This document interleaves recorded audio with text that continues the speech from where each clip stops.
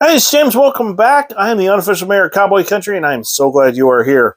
Today, we're going to talk about something. It's going to be a short video. We're going to talk about kind of an update on Nebraska's construction. I haven't been there um, in person since January 1st. So there is a webcam. If you Google it, you'll be able to find it. But here is a picture. It looks like they've done a lot of progress since January. There was a lot of frame exposed back then. You can go back and watch it. It was actually one of my more watched videos. In fact, it was the most watched video I've ever had. Here's the other one. I just kind of moved it over a little bit so you could see the vast majority of this football operations complex is, at least the walls are up, the ceiling is up. So they're going to be able to work regardless of the elements, whether it's raining. They're that far north they could even still snow, which I wouldn't wish on anybody, by the way, not in April. But they're getting a lot of work done up there. They of course want to have, just like the rest of college football, we want to have the best facilities. And the idea is you want the football players to have the best conditions so they can develop as football players and then hopefully go on to the NFL. We want them to not just grow and develop as a football player. We want them to be able to go on to the NFL and have a successful career. I mean, ideally, what you're saying to the new recruits is, see, we took these guys, brought them in, developed them, and now they're playing in the NFL, and we can do the same for you. And it's just the cycle of bringing in good recruits, training them, teaching them, building them up, sending them off to the NFL. And then you bring in new recruits and say, hey, look, we did this for these guys. We can do the same for you. With Oklahoma, we do it with Oklahoma State. I guarantee you, Mike Gundy, Brian Nardo, the defensive staff, if they're in the living room with a guy that plays linebacker, they're going to say, hey, look, we brought in Malcolm Rodriguez as a linebacker. He was a former wrestler. He's a good athlete. We trained him. We built him up. Rob Glass worked with him, helped build up his body, taught him how to be a great linebacker. Now he's in the NFL playing for the Detroit Lions. So in order to do that, you have to have a good, solid football operations building. Good weight room, meeting rooms, all that stuff that players interact with on a day-to-day basis. The stadium is great. And believe me, Nebraska Stadium is really great. Boone Pickens Stadium is a great stadium. But they only see that stuff, the stadium, once a week on game day. You're on the practice fields, you're in the weight room, you're in meeting rooms during the week. You might do a practice or two inside your stadium, maybe. But most places now have indoor practice facilities. They try to stay away from the stadium because you never know who else could be watching.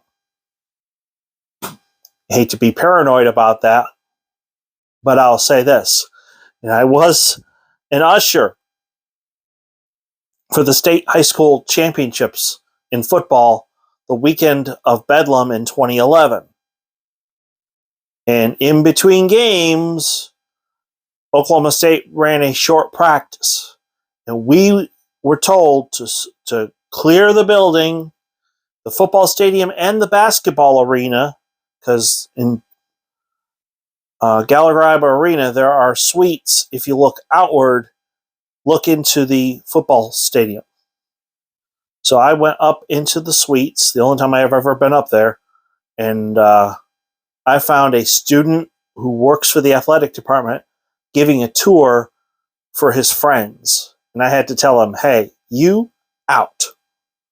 Like, well, I work here. No, we were told everybody out of the building. So nobody is to be watching this practice. So, and that's the only time that here recently that Oklahoma State's won the Big 12 championship. But the point is, there's always that fear by coaches that somebody's watching practice. So that's why we do the indoor practice facility, plus the elements, especially if you live in Iowa, Iowa State, Nebraska, they get some really nasty weather after Thanksgiving. So, yeah, you need an indoor practice facility. So, Nebraska is just doing what everyone else is doing, just trying to fix up their facilities and create the premier environment for their football team. So, tomorrow we will do SMU. I found some different pictures I'd never seen before of what their stadium's going to look like. I'm telling you, the view from the end zone on the outside is fantastic. And they clearly want this to be the best side where everybody drives by. They want this is going to look absolutely phenomenal. And I know you're going to like it. So come back, check us out. Check it out tomorrow. You're going to like what you see. And you'll see that SMU is very serious in wanting to move up from FCS to FBS. They want to be a Power 5 team. I've talked to fans there last year, and the older fans were like, yes, we want to be a Power 5 team. We want to get back to the national prominence that they had in the 80s before the whole death penalty thing. And believe me, 1981, 82, 83, 84, SMU was a top 15 football team. So, if you are new to the channel, please hit like and subscribe. We are very close to 400. I'm assuming by now we've already hit 400. So I just want to say thank you to everybody who has subscribed. I do try to put good, solid not biblical. That's my other channel. I do have a preaching channel, by the way. But this here is for sports. Big 12 sports. I have a healthy amount of respect for all the Big 12 teams. And yes, I'm a person of faith. So yes, that's Jesus. It's not the SMU bobblehead. So, anyway, thank you for watching. And as always, go Pokes. Bye.